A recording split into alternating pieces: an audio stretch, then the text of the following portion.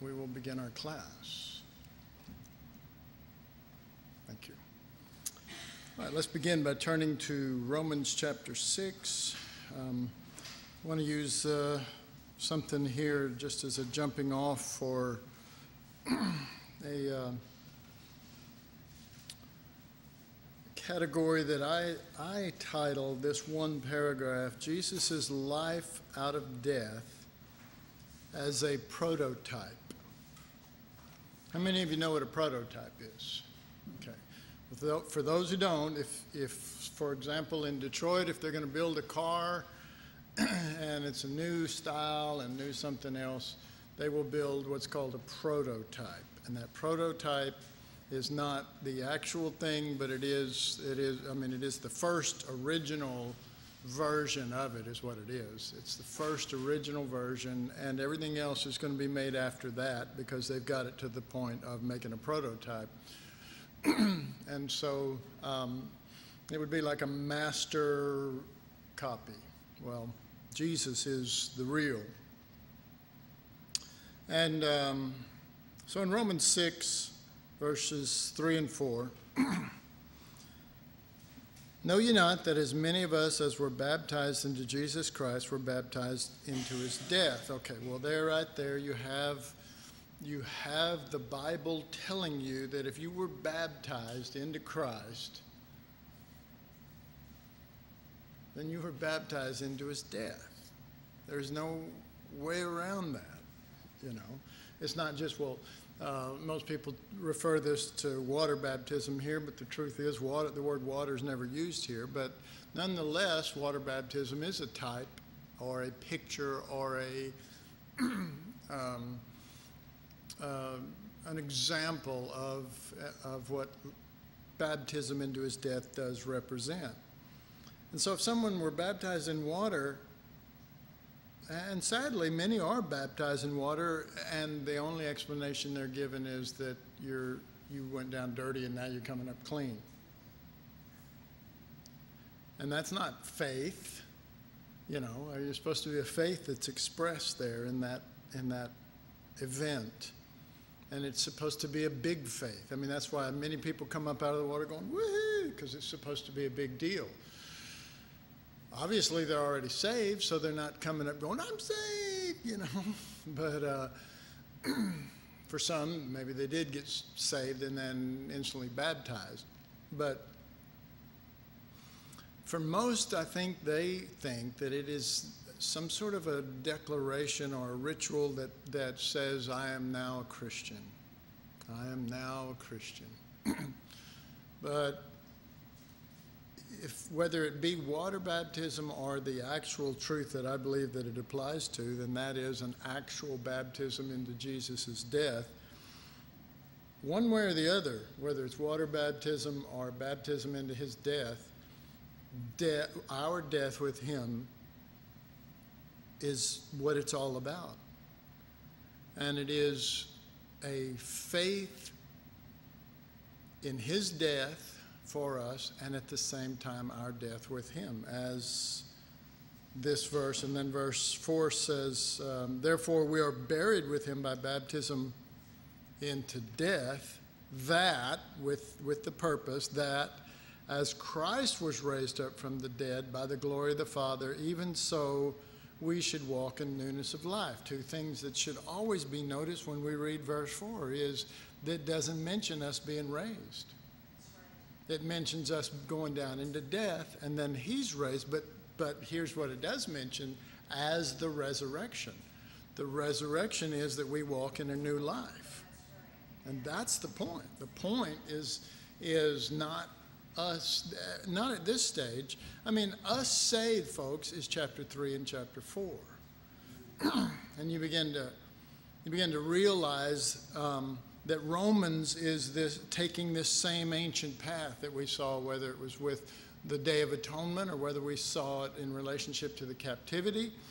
But even the captivity, folks, is a thing where when it was done and Cyrus decreed that you could return, you're released, you're no longer in bondage here. the vast majority, I mean, there was only like about 60,000, right around that came back. There were, you know, I mean, they think there's, you know, at least 1 million that just crossed the Red Sea. And I got news for you. They had more kids, you know. And so such a small number that actually returned, but a bunch of the others, probably a little bit like the Emancipation Proclamation, we're free, and so we're just going to settle here. We're free and we're going to settle here now. And so they began to live as, you know, it's interesting in the book of Ezra, the actual first coming back to the land, the what would you call it, the civil leader was a man named Zerubbabel, and the spiritual leader was a man named Joshua. It wasn't the Joshua that brought him out, but Joshua, and he was the high priest. But the main leader really was Zerubbabel, and Zerubbabel means seed of Babel or Babylon. Because why? Because he was probably born there. He was probably born there. There was tons upon tons of people that were born there in captivity and never knew anything about a promised land. So some sort of emancipation to them was, I am no longer considered a captive, and the thought never came to them to return, because a return means you have to go back to something that you formerly knew. It would be a return. But it was not a return. And so for them, it was like, oh, okay, well, maybe we're sort of counted as citizens or whatever. And that's where the synagogue system came from, and that's where the temple, you know, in Babylon, no longer the temple was the kind of worship, you know, our kind of worship is raise our hands and that kind of stuff. Their kind of worship was to give God what he wanted sacrificially. Well, all that was lost. And now it's just go to a building. And let's go to a building, and of course we have to give tithes. And of course we have to read our Bible, and of course we have to do all that stuff. Wait a minute, this is sounding familiar. Anyway, and it totally lost the altar. It totally lost the cross. It totally lost sacrifices. And during that whole time, there were no sacrifices that went on. It's also interesting that Darius, in his decree, when he was telling them they could go back, because they had several of these, had at least 3 of them, he gave them permission to sacrifice and gave them animals to go sacrifice and told them, go worship your God. How about that? That's getting back on track. But to just stay there and say, well, God, you know, and I think in their minds, maybe they said, you know, God has really blessed us here. Maybe all of that stuff that happened that drove us out of there was God's intention to bring us into a better place. Because folks, before that time, before the captivity, Israel was an agricultural nation, meaning that they raised wheat and stuff like that and animals, primarily for sacrifice, primarily calves and lambs and goats and the different things that they offered. When they came out of captivity, they hadn't been raising sheep because they hadn't been sacrificing. But in Babylon, they learned a new trick. They learned how to handle money. And they got good at it. They got real good at it. They're still good at it. They're real good at it, you know?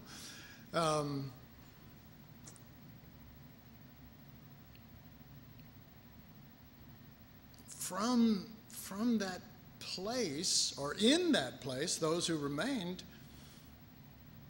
they spread out to different countries. Different countries sprang up, countries like Germany and Poland and all this, and as the years passed by and as the time went on, there came a time when people didn't like the Jews anymore anywhere, particularly Germany, and this was during World War II. And they made a plan to literally wipe them out, mainly because they were so good with money and bankers and all this kind of stuff, and they had their fingers in everything. They didn't kill them because they were devout. And so we're in a journey. Do y'all realize that? We're in a journey. And we're not just planted where we got saved, and I'm just using this as an example. I mean, it's not a physical location we're talking about. We're talking about we're in a journey into what God has in mind and always had for our forefathers, as it were, just like for them, their forefathers, except this time we're supposed to return and we're supposed to bring back the offerings and the sacrifices and the this and the that. And this is one of the first things you see in the book of Romans when it begins to be turned over. When let me just say it like this. The journey going back out of captivity for those who did go, it was, the journey wasn't, well, like us, where we're at and the Lord's dealing with us. Well, we're just trying to establish Christ crucified and become a temple for that Spirit and the way that He is. No, I'm sorry. The journey for them began before they took one step. The journey began as they began to say to relatives and family members and loved ones, we're going to go back and we're going to go reestablish what God had in mind. And they're going to say, many of them that were born there, this is what God had in mind. And the prosperity we have is proof of that. And this journey is not going to be healthy for you because it's going to cost you your life. But I mean, that's, it's not going to be good for you. This is, and they're persuading and saying, come on, stay, and, I'll set you up in my business, or I'll do this and that. And it's all this pull, heartstring pull. And there were probably some that stayed because of that, right? Because of the old heartstrings. But there were some who were already in the journey before they left, when they made a decision in their heart, I'm not going back there for me. If it was for me, I would stay here where it's comfortable. Because remember, even though they were captives, Babylon was comfortable compared to Egypt. And they cut out lives for themselves there. But some of them, and a very small group of them, said there was something in God's heart. There was something in God's heart, and it pertains to that place and what we're supposed to do in that place, which is offer unto God. For you are not come to Mount Sinai that burns with fire and thunder and javelin shooting through, but you are come to Mount Zion. See, we didn't just get saved. And that's what the writer of Hebrews is saying to them. You people, you that have just left Judaism and become Christians, you didn't just get saved. You're back at Zion. And we're going to build this thing the way the Lord wanted it. What was really in his heart, not Shadowland, but the real thing. And that's the language and the things that they used. And they used the Old Testament scriptures. They didn't have the New Testament scriptures for centuries. They used the Old Testament and said, look, this is our destiny. This is it. Imagine if basically everybody got saved and they said, oh, let's just continue with, basically what we have and let's not make this journey to Zion, let's not make this about a journey to bring back, as it were, the ark, or to bring back Jerusalem and the temple to what it was really meant to be. What if they said that? But see, Paul went around, he's preaching Christ. He's preaching the cross. Sacrifice. He's preaching that, and we haven't even got really to that section, but we'll get into that. And so it's being reestablished. Well, for the same thing for us, same thing for that generation that came out, the ancient path, that generation that came out of captivity, they had it in their heart. It wasn't just in their head, and it wasn't a teaching, and it wasn't, well, I believe I'm crucified with Christ, and I believe that, it was, this is, and I can say it like this is our destiny. Why is it our destiny? Because it's the eternal plan. You get in that, it's your destiny. You get outside of it, and you're just going to wander in the wilderness. Where do we get that from? The Bible. Where were they supposed to be heading when they came out of Egypt? To the promised land. But they're out there wandering and dropping out there. So that generation that left captivity, and excuse me for getting off here, but that generation that left, first it was the whole mind and spirit thing that they had to get settled. And to be looked upon as stupid because you're making this journey. You're going to a place, first of all, it's dangerous all the way there. And the place you're going to go to is not what you thought it was. It's destroyed. And it's just going to be work. It's going to be hard on you. Stay here and let life be easy on you. They had to make, and they did. They made those decisions. Some it was pulling and a this and that, but eventually, your heart, where your treasure is, that's where your heart will be. And that's kind of one of the things that proves if Jesus really is your treasure. We say, I have this treasure in earthen vessel. Well, where's your heart?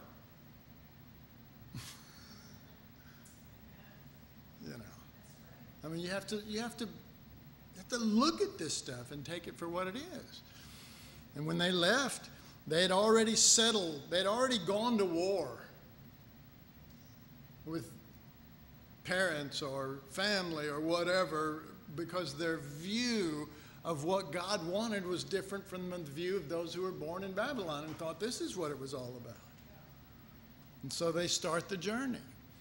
And the journey, I believe, and this is just me, but I believe that journey is the same journey that Romans gives us. I believe that like Romans 3 and Romans 4 are the decree from Cyrus. You're free, and some read that as we're free where we are just to be Christians, and some read that as let's journey through Romans. Let's go through all the different aspects of this. And you do have to work it. I mean, once you get out of 3 and 4, chapter 5, now it's one man. It's not you. You have to face that. By one man, Adam or Christ, and you have to face that, and you have to go, you know what, this thing, I'm not as big and as important as I thought I was, but Jesus is, and I choose to be in him. Okay? But these are all theological things that you're working on as you're heading towards the land, see? You're not, they're at that point, they're just theologically presented even. And then you get into Romans 6, and you're crucified and this and that, and you go through all that, and Romans 7 deals with the law. So you're dealing with all of this stuff in the journey, but you're not dealing with him stuff. You're not dealing with living by that life yet. It's not living it. It's all basically theological, but all true and all right, and you have to get that in you, and the journey will do it to you. It'll work it in you. so that when you get into the land, you can live it. So that when you get into the land, you can live it. So there's all of these obstacles, and there's the law, and oh my God, and I mean, I can hear the voices still ringing as you're, halfway to the promised land and halfway from Babylon, and it's still, well, it says in the scriptures, and the law says that, you should be with your family or something. I don't know, something, that, they were hit with the law of this thing. Well, you need to, you'll be outside of the will of God. Well, I won't be outside of Christ. I mean, I still live in him and move in him and have my being in him. And so there's all of that that's going on. And you know what? You go through all of that. You're making that journey from Romans 3 and 4, moving all the way through. Most of it is presented in theological way until you hit Romans 12. I beseech you, therefore, brethren, to present your body, what's the word? Sacrifice. Now, at that stage, at Romans 12 on, what's it going to be about? It's going to be about living, not doctrine. And it's going to present it in a living way. Here's da-da-da-da, and don't stand up for yourself. Vengeance is mine. I'll take care of it. And don't, all these things that are practical, but to the writer, not to us, but to the writer who wrote that, Paul, who wrote that, he's founding every ounce of Romans 12 and 13 and 14, 15, 16. He's founding every ounce of that on. Way back there before you left, you got the decree that you could leave, or you were free. But then you made some steps and you found out that there's this reality that you're in Christ. And then you moved on and found out that there's this reality that you're dead with him, but he's your life. And then you moved on, and it just keeps expanding, so that when you get to chapter 12 and present your body as a sacrifice, you got all of that.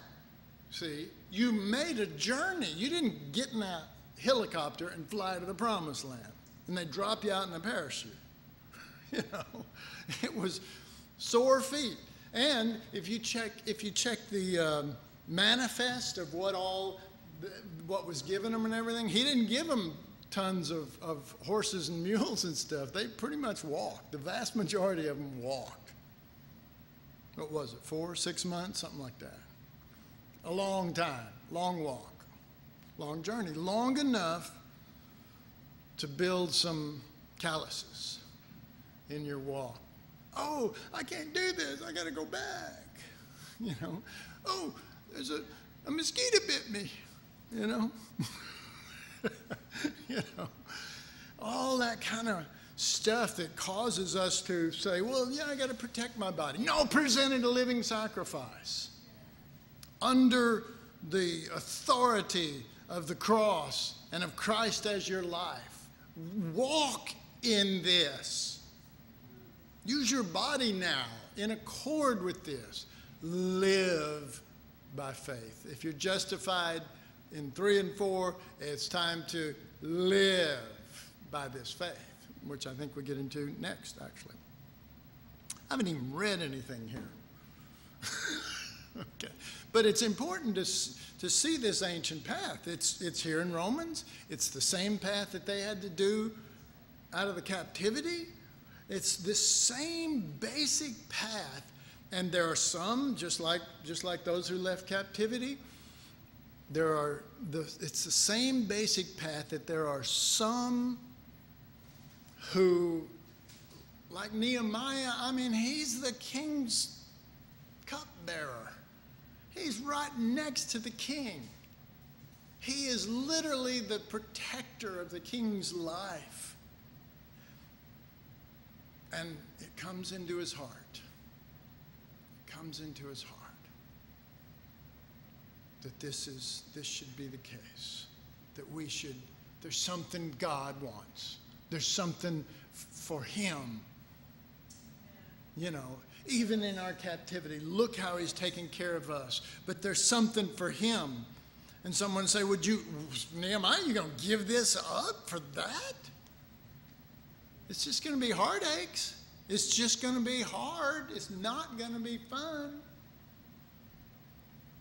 It's not about fun. I can hear him say that. It's not about fun. Not now, not anymore. It's not about me. It's going to be about him. And I saw today, actually, as I was meditating on these things, I saw this movement that God does, and he just puts it in people, but they're kind of like serving an eternal purpose that has them.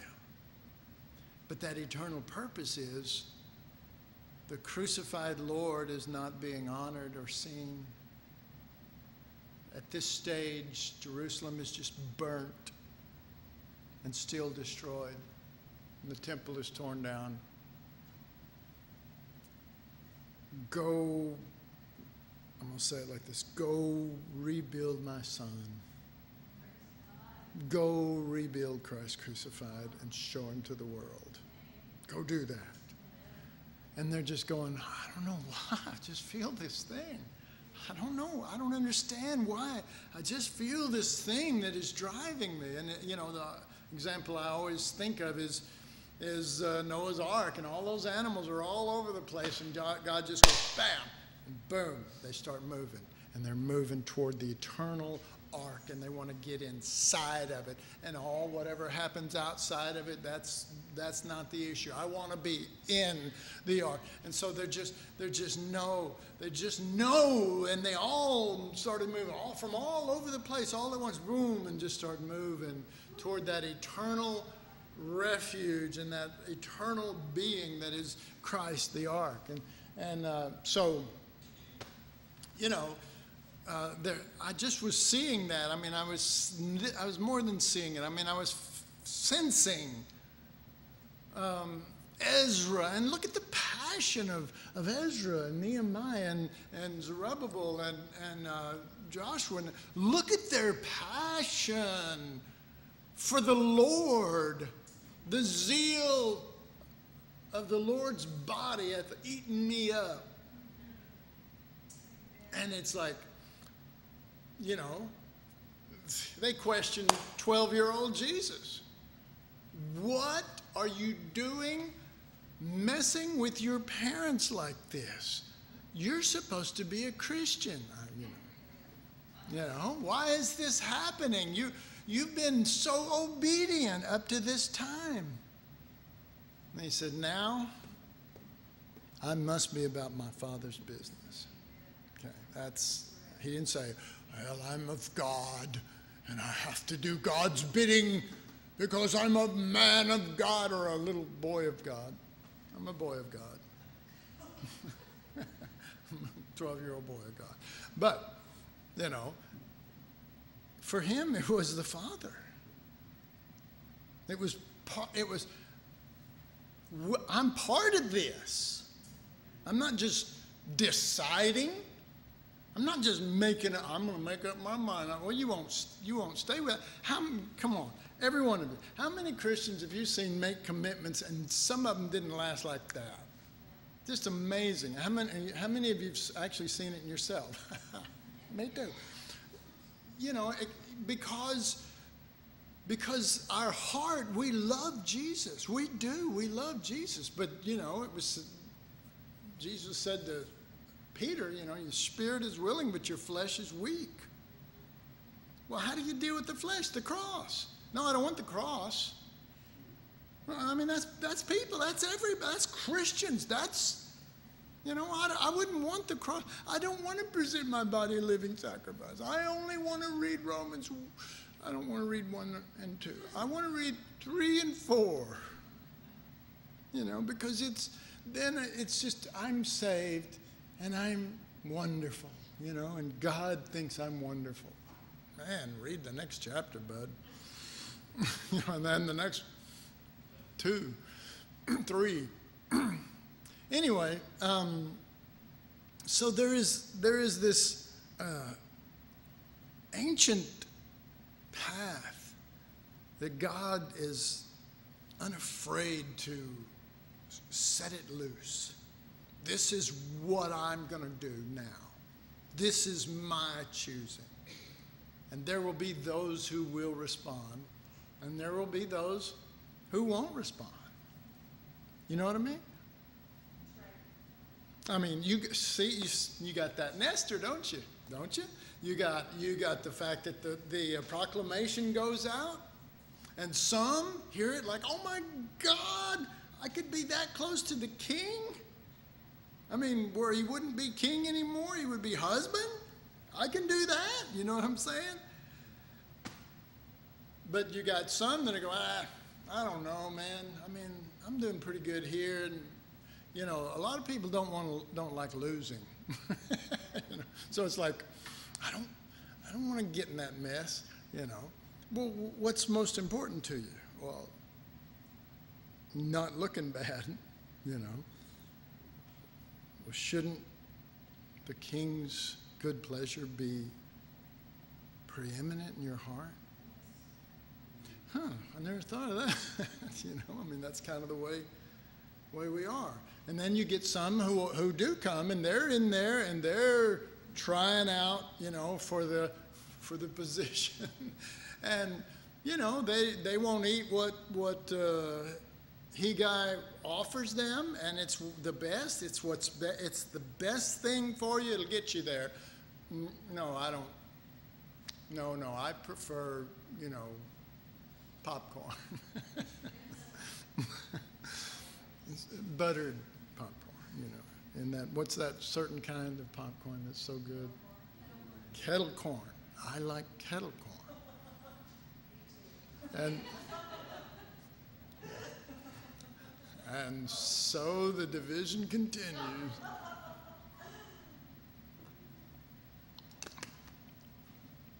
But you see it in all of these paths because it's an ancient path.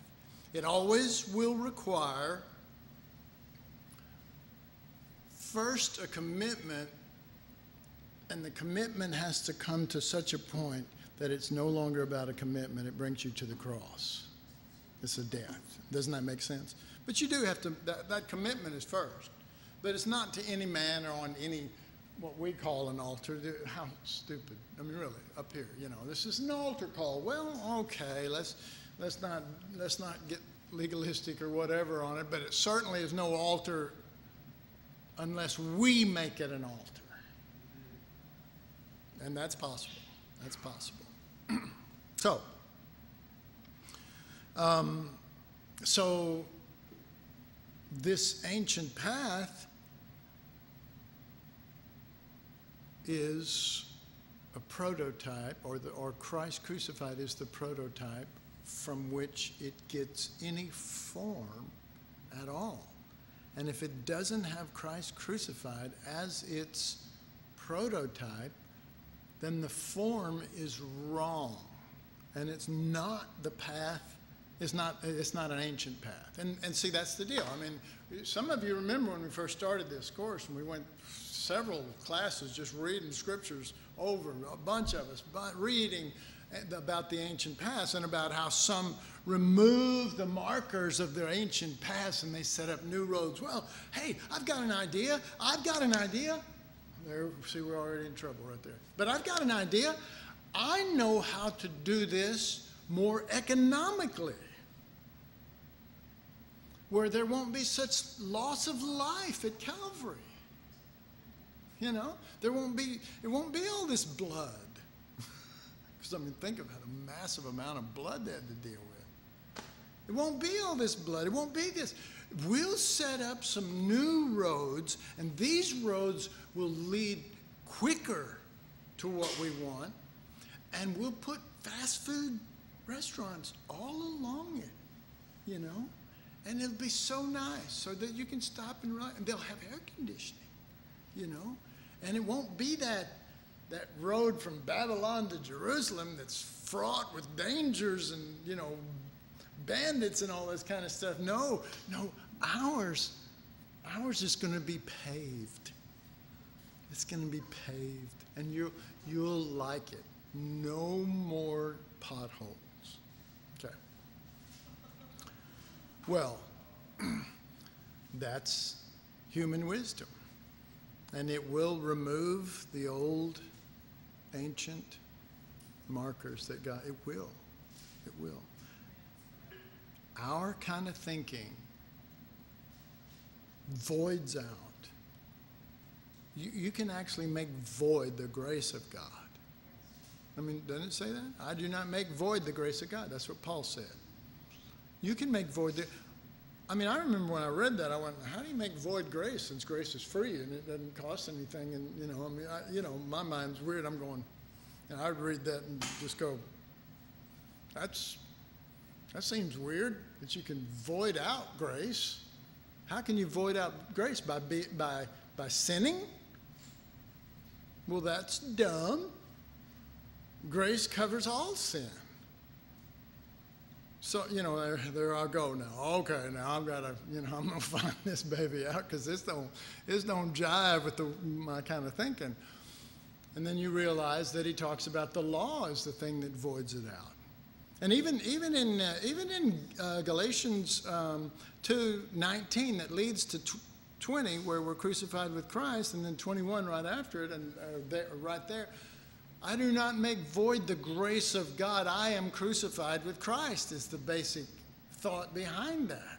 That's God's grace, that by grace he tasted of death for us, and by grace we're crucified so that his life or his nature can live and override our nature. But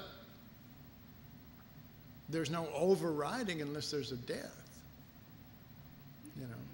You know, we always say he must increase and I must decrease, and yet we spend most of our time increasing.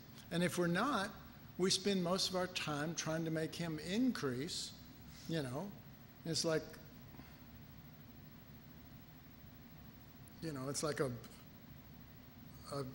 it's like luggage that you have and you're going on a trip to Ireland or something, and you're trying to shove one more piece in there, and everything else is shoving it out. It's saying, there's no room for you, Jesus. There's no room at the end in here, okay? Leave us alone. Stop pushing at us. Your religious ways, you're pushing at us. I thought you were praying for this little thing where I could increase. Yeah, well, no, that wasn't what I meant, though, when I said that, you know. Well, that's what he meant when he said it. So, as long as we're alive, we're going to fill it up, you know. What is it? Space hates a vacuum? Nature hates a vacuum. It'll fill it up. It just will, you know. You go dig up all your weeds in your garden and watch what grows next. Even put good seeds in there and watch how many weeds will try to take over. You say, I put good seed in that. Isn't that a parable? Yeah, sure it does. But it happens in my office upstairs too. God help me. But it's just that thing that we'll fill it with something. And if we're not after Jesus, and if we're not getting the Lord, and we're not pressing into the Lord, we'll find it'll be innocent things. Will never mean anything. You know what I mean? Well, let's just do this and that and da-da-da-da. And it will suck the life out of you. And it does. And life sucks the life out of you. I'm talking about this life. It sucks the life out of you. And it makes you a zombie, and it makes you just flow with the crowd, with the cattle. You know, I'm just one of the cows. You know, I don't know nothing here. I mean,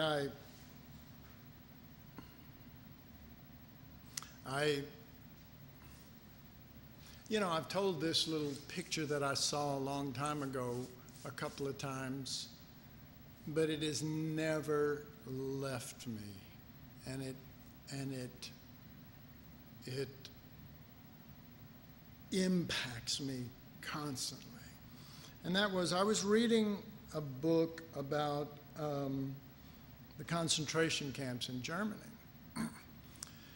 And this book was a true book, and it was a guy who was there, and he was relating some of the stories. And he said when they got ready to go out the gate to go to work, he said that there would be German guards sitting there with rifle butts and clubs, and they would just be beating everybody as they went, and on both sides.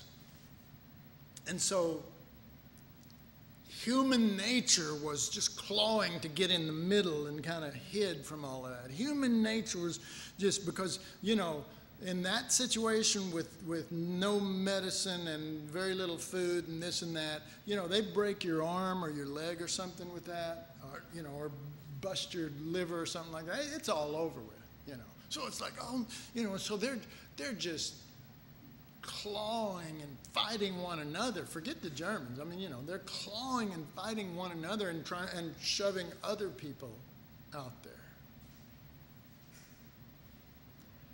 And the Lord didn't say anything to me, but I was challenged that if I was in that situation, because of the nature of Christ, I would owe it to those people there to shelter them to my own loss. I would owe his life that. And you say, well, yeah, but you would die. Okay, see, there we go. See, we don't really believe this life out of death stuff, do we? It's like, well, I don't want to die. Well, no, that's exactly right. You don't, do you? But if you're ever going to get past Romans 3 and 4, if you're ever going to put into action Romans 5, 6, 7, 8, even 9 and 10, 11, it's got to become real. And Jesus is the prototype. He is when he died on the cross, and he said, Father, forgive them, they know not what they do. But they didn't murder him. See, I mean, he knew what was going to happen. He was telling his disciples in advance of it. Well, the Son of Man is going to be betrayed, and da-da-da-da, and they're going to come do this, and they're going to do that to me. Well, see, if we were there, and we're one of the 12, we're listening, and we go, well, you know, it's like a fairy tale or something. But it wasn't a fairy tale to Jesus. And I also remember a story when Kelly on Sunday mentioned about the cancer. I remember Marlene Burgoon, and she was a member of our church when we were on Bolivar. She was from France, and she still had quite a bit of accent, but just sweet little petite little woman. And so her husband, they moved away because of his job and stuff, and they moved up to Maryland. And so she invited me and a group of us to go up there to do a conference. And so we sat around in her living room, and we just different people were reading scripture. It was really just kind of sharing a scripture or something. We were just starting off. And somebody read that, you know, that death worketh in me, but life in you.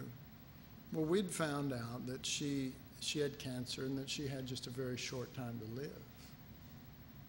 And the person, I think it was the person right in front of her before the Bible got handed to her, they read that death works in me, but life in you. And she said, you know, this thing has a whole different meaning right now to me than it did all these years, because she's a part of our church and group for a long time. And I mean, you could have heard a pin drop. It was like, oh my God, she's going to be dying soon. That's why we went up there. We knew that, you know, the doctors already said it's done. And I sat there and I just went, Lord, please help me to not romanticize or or paint your heart into little pictures of truths that have no real impact on my life.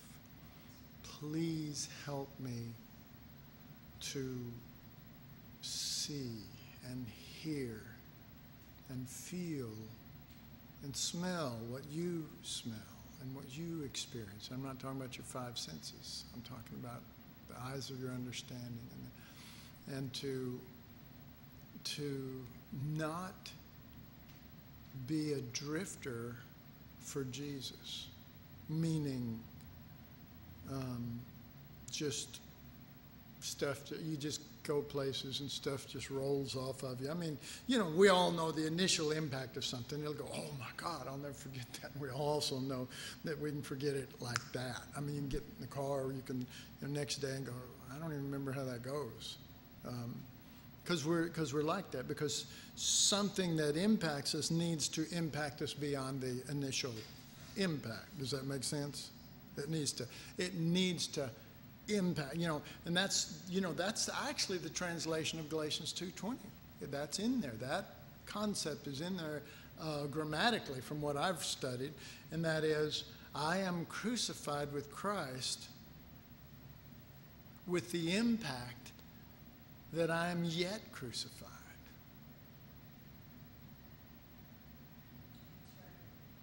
In other words, I am crucified with Christ with the fact that it is impacting my way of proceeding, crucified, even now.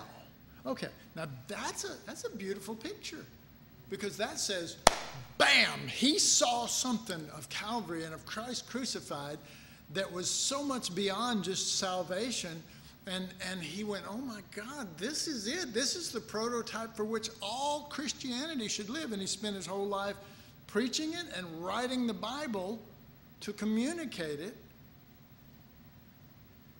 And said, this is it. This is this. Not what he did for 3.5 years of ministry, not what he was on the throne beforehand. This is my God. And he said to people, this is our God right here. This is our God.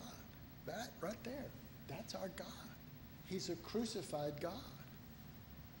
Of course, what? God crucified? No, he could stop anything. Well, absolutely. So for him to become crucified meant something. All right, I do want to read some. Faith in life out of death, for Paul, is his theology, but it is also how he lives his life. Faith in life out of death. He believed that Jesus' death brought him life.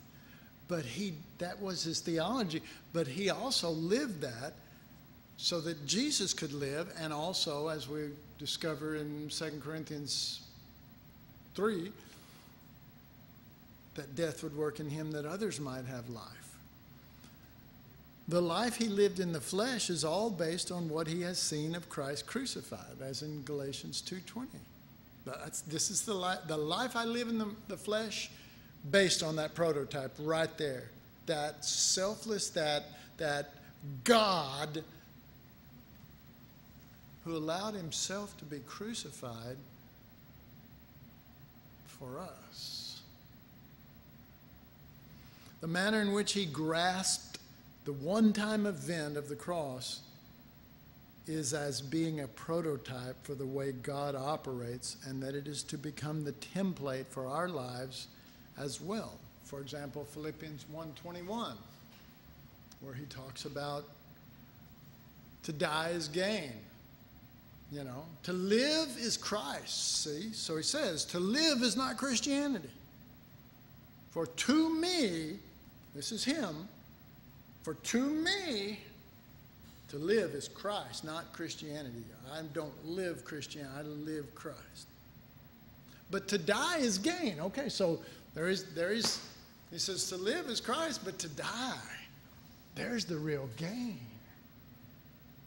See, that template has captured him.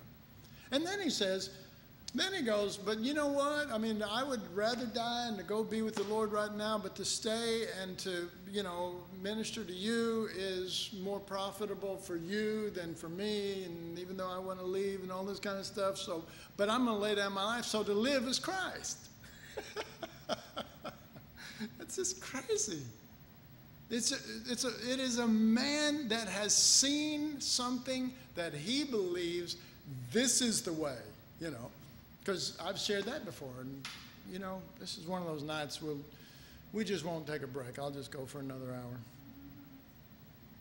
But when Jesus said, I am the way, the truth, and the life, folks, he wasn't the way until he went to the cross. He wasn't the life of anybody except himself till he went to the cross. All of that is related. Here's proof of it. I am the way, the truth, and the life. No man comes to the Father but by me. You can't get to the Father except through Jesus' death. Okay, next verse says it. It just proves it. So I don't know about that. Oh, there it is. And I wasn't even thinking of the next verse. Thank you, Holy Spirit. But so, this reality is that's my God. So I can't go back. Paul couldn't go back. I can't go back to just Jesus of Nazareth, gentle Jesus, meek and mild, Catholic Jesus, or any version of Jesus that is not Christ crucified. Anyway, let me finish reading this. So, just as Christ, who being crucified in weakness brought forth the power for liberty for others, Paul sees that by the same method we are to adhere to it in order to benefit others. And I've got a bunch of scriptures here, but I'll just tell you it's in the Bible. Okay. In 2 Corinthians 12:10, Paul finds strength in his weakness, which matches Jesus in 2 Corinthians 13:4, that through weakness, Jesus did this. And Paul says, when I'm weak, then am I strong. See, it's a template. He's got it from Jesus. But it's more than a mental template, or it is a resounding, eternal voice saying, this is the way, walk ye in it. And he goes, okay, I'm in. So he leaves Babylon. He makes that trip. And that's the question. Are we going to do that? Anyway, let's take a break.